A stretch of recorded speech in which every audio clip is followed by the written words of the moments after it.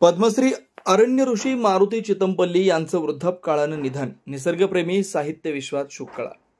पद्मश्री पुरस्कारानं सन्मानित आणि निसर्ग व वन्यजीवन विषयक मराठी साहित्याला नवा आयाम देणारे ज्येष्ठ साहित्यिक, संशोधक आणि अरण्य ऋषी म्हणून ओळखले जाणारे मारुती चितमपल्ली यांचा संध्याकाळी 7 वाजता त्यांच्या सोलापूर येथील राहत्या घरी वृद्धापकाळानं निधन झालं. ते 93 वर्षांचे होते. मारुती चितमपल्ली यांना 30 एप्रिल 2025 रोजी राष्ट्रपती द्रौपदी मुर्मू यांच्या हस्ते पद्मश्री पुरस्कार प्रदान करण्यात आला होता.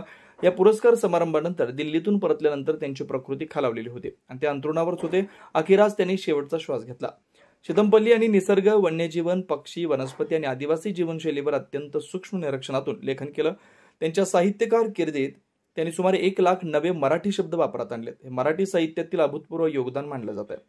त्यांच्या निधनावर माजी आमदार नरसय्या आडम यांनी मार्क्सवादी कम्युनिस्ट पक्ष व तमाम श्रमिकांच्या वतीनं शोक व्यक्त करताना सांगितलं की चितमपल्ली यांनी मराठी साहित्याला नवा शब्दकोश दिला. मूळ तेलुगू भाषिक असूनही त्यांनी मराठीवर प्रेम करत तिला निसर्ग संवेदनशील भाषेचं सामर्थ्य दिलं.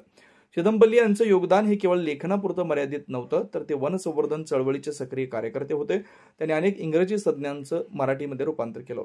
चितमपल्ली यांचं कार्य शब्दातीत आहे. त्यांच्या निधनाने एक युग संपलंय. त्यांच्या आत्म्यास सद्गती लाभो अशा शब्दात नरसय्या आडम यांनी आपल्या भावना व्यक्त केल्या. पद्मश्री मारुती चितमपल्ली या ठिकाणी पहिल्यांदा आल्यानंतर मी त्यांची भेट घेतली. 10-15 मिनिटं त्यावेळेला चर्चा केली त्यांच्याशी आणि त्या दिवशी त्यांना म्हणलं की मी तुम्हाला पद्मश्री करता प्रयत्न करू. त्या पद्धतीनं राज्य, केंद्र आणि राष्ट्रपतीकडे मी निवेदन 2023 मध्ये पाठवलं. काही महिन्यापूर्वी राष्ट्रपतीच्या हस्ते पद्मश्री झालं. एक महर्षी जंगलमध्ये 60-65 वर्ष आपलं जीवन काढलेला,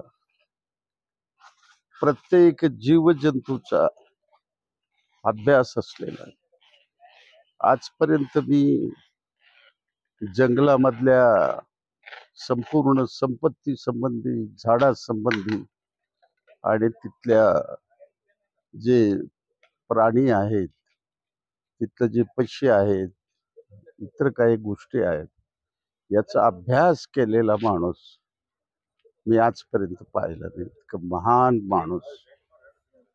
एक सोलापूरचं वैभव होतं. या हुतात्म्या शहराचं एक रत्न होतं. ते काल रात्री कायमचे निघून गेले. मार्क्सवादी कम्युनिस्ट पक्ष, सिटू आणि तमाम श्रमजीवी जनतेच्या वतीने त्यांना भावपूर्ण श्रद्धांजली अर्पण करतो. आणि ती इच्छा पूर्ण आहे, जी अपूर्ण राहिलेलं आहे ते सोलापूरच्या जनतेने पूर्ण करावं, असंही मी कळकळीचं आव्हान करतो.